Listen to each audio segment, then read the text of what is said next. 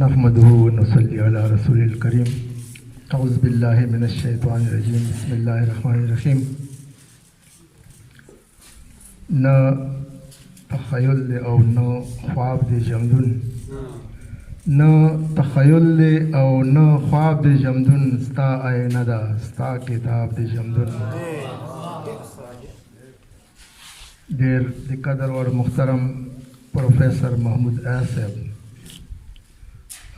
هنګونه رغلي میلمانه ناز صاحب او ټلنا سرخیلونه د بي او د توروړی ملګري، خصوصا د ګرګوري ملګري، د خټک ادبي پښتو ادبي کاروان ملګري، او داسې نور کوم ځایونه راغلي وي. السلام علیکم ورحمت الله وبرکاتو. ټولو نه مخکې زه د ډېر قدردان د قدر وړ محترم د پروفیسر محمود آصف بې انتها مننه کوم. کوهاټ کې غالبا د پښتونخوا په سطح باندې مشاعره وه، هغه ته غوره غوښته و او نن ورځې پورې هغه د مو دغو کمزورو او ناپویو شاعرانو ملګرو سره کلی په کلی، کور په کور او مشاعرې کوي.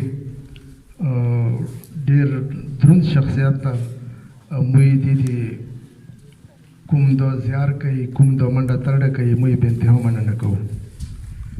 دې پسې بیا ټولو ملګرو چوزو کوم ځای نه راغلي دي هغو بې انتها مننه کوم چې هغو د ما د کشر ورور د نور قاسم کتاب چې دف غږېږي د هغه په مخکتنې پروګرام کې برخه واخیسته، خصوصا د خټک پښتو ادبي کاروان کربوغ شریف ملګري ظهیر خټک صاحب او ورسره ټول ملګري زما نامې به پاتې شي.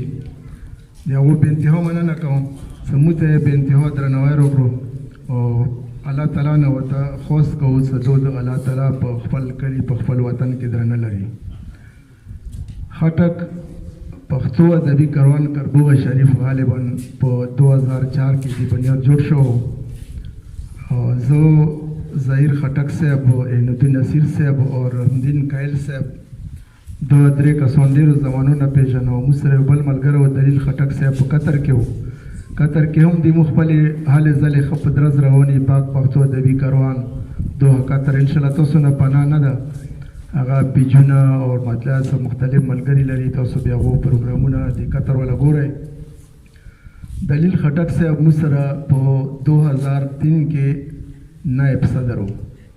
بیا د موږ په هغه په مشورې باندې او خدای په کربوغ شریف کې یو تنظیم جوړ کړو، توروړی کې خدای جوړ کړو، ورسره په بګن کې یو جوړ کړلو. یو شاعر د هم دا تصور ما کوي چې زه دغه درانه خلک دي، زه نن ډېر کام یم. موږ سره زموږ صدر ګلاب خان ګلاب صاحب اکثر دا کیسه کوي چې زه چې کله پاک پښتو ادبي کاروان دوه قطر ته راغلم نو زه د پښو ځای کې کېناستم او نن زه د پاک پښتو ادبي کاروان په 14 سال کې نه صدر یم. د کوم کشران شاعران دي دا تصور ما کوي چې زه ډېر کمزور یم. انشاءالله چې هغو خپل محنت مشقت او خپل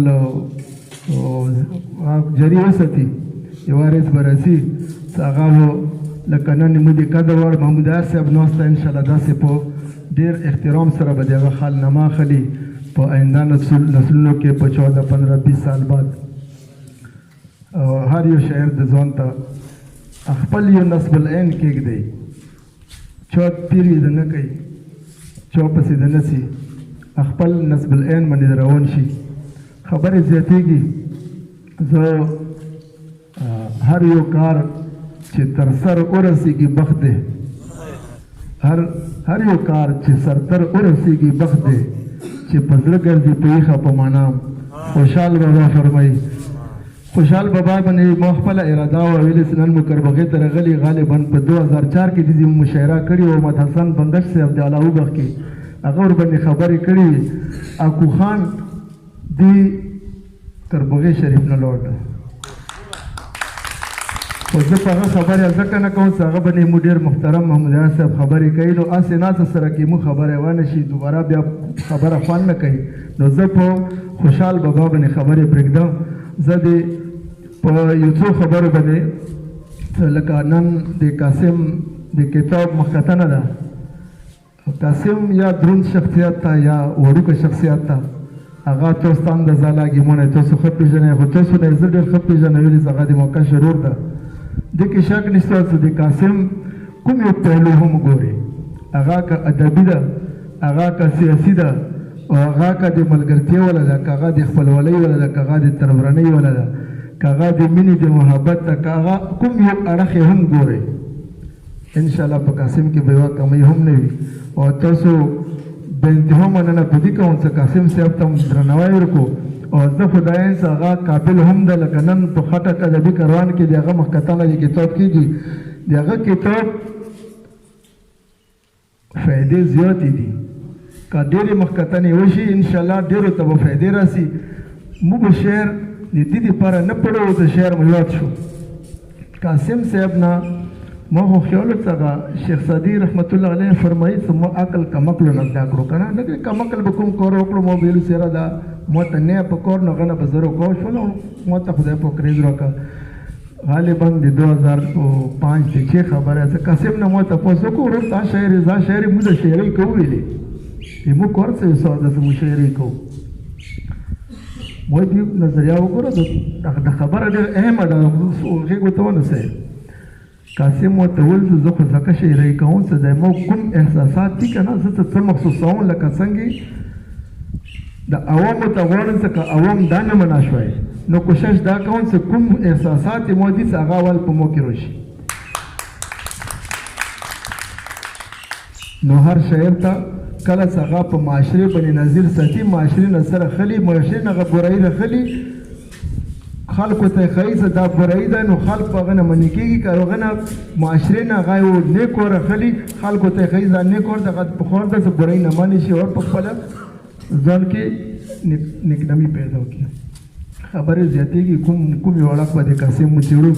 زه به درته خپل کلام پیش کړم، محمود یار صاحب بیا زړه پورې ته تجزیه وکړي انشاءالله که تاسو اجازت وي. نظیر صاحب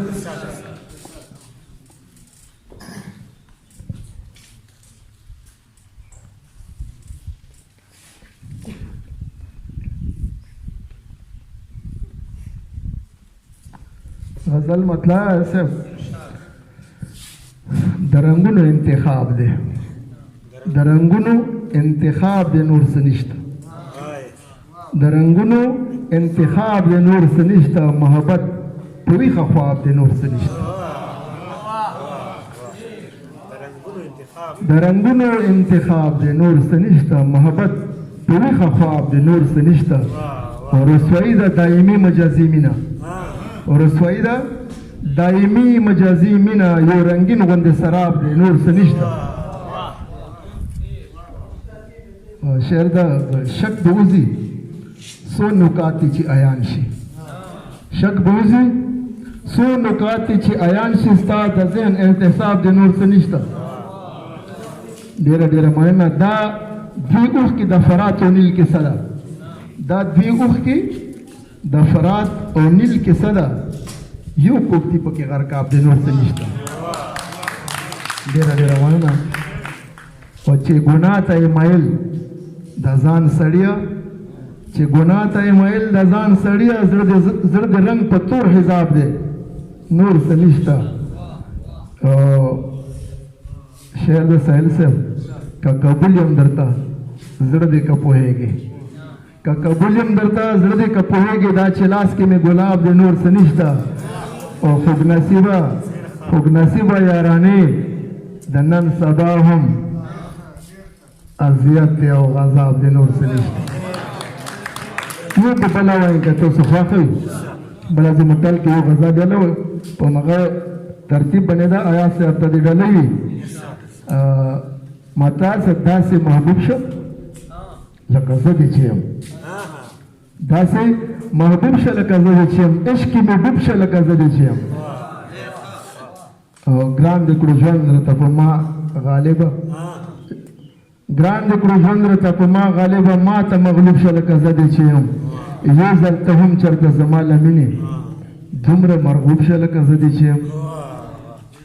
روح کې مې ګډ شه خلوت راوله، روح کې مې ګډ شه خلوت راوله داسې مشروب شه لکه زه دې چې یم او زه خو منصوب یم درته ته هم ماته زه خو منصوب یم درته ته هم ماته زړه نه منصوب شه لکه زه دې چې یم او زما د تن سورګې ای قراره زما د تن سورګې ای قراره ته هم موجود شه لکه زه دې چې یم او وکړه احسان دغه په ما خوږ نصیب زما مطلب شه لکه زه دې چې یم د ټولو راغلو ملګرو ډېره بې انتها مننه کوم خوشحاله اوسئ.